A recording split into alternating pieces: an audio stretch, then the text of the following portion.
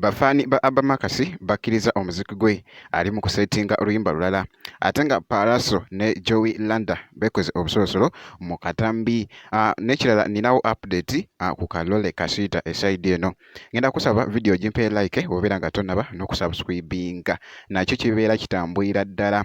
Kati munaye kankutegeezeko wali akatambi ngenda kubeera nga ntandika ne mwana mulenzi Abba Makasi ate njije n'abalala awo mu maaso.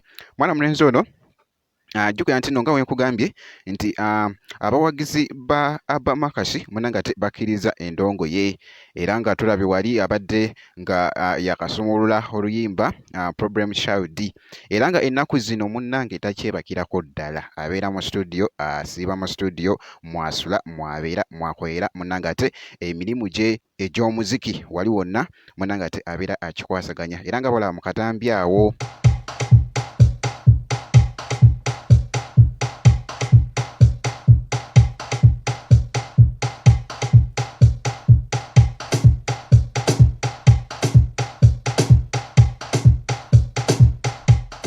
Era nga ne ku side y'emu era nga bolaba ate nga n'ebyo bifaananyi nabyo ebitwedize ennyo ate nga wali ng'ali ne babbadiibe munnanga ate wali mu USA side eyo kiri mu kutambulira ddala ate bulungi nnyo ku Abba Makasi mutabani wa Chameleone.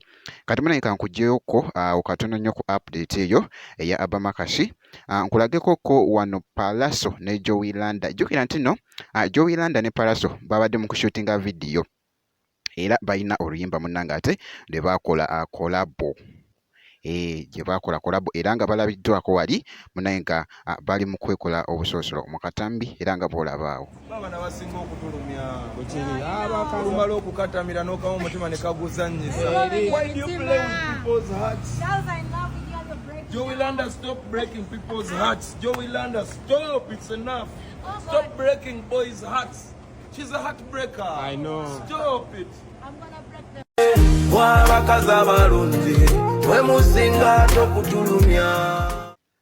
Katambi ako nako katwedinze nnyo aka Pallaso ne Joey Landa eside eyo. Kati munnange awo kankugjewo ate nkutegeezeko omuyimbi Kalole Kasiita munnange yeeyemu wali munnanga ate emmotoka empya kapyata era nga bw'ogirabaawo Benz eya White era nga boolabaawo munnange abadde nga ate abyekola bulala wali ategeezezza munnange ate wali nti era alina munnange ate album gy'ali mu kuloadinga era nga bw'ogirabaawo nga bw'olaba post eyo munnange nga bw'olabaawo alina album gy'ali mu kuloadinga. Ekyo nno era kibaddewo era ng'abadde yakafuna emmotoka eyo empya gy'olaba gy'abadde ayimiriddeko y'omukyala muyite Kalole Kasiita. Eside eyo yeyo update gye mbadde ninawo ku muyimbi Kalole Kasiita. Ngenda kubeera nga nkomawo making sure nti no subscribinga wobeera nga tonnaba video osobola ogimpa ya like n'okusubscribinga ate nakyo kibeera kitambulira ddala bulungi nnyo. Ngenda kubeera nga nkomawo mu maaso yo katono nnyo bwe kiti.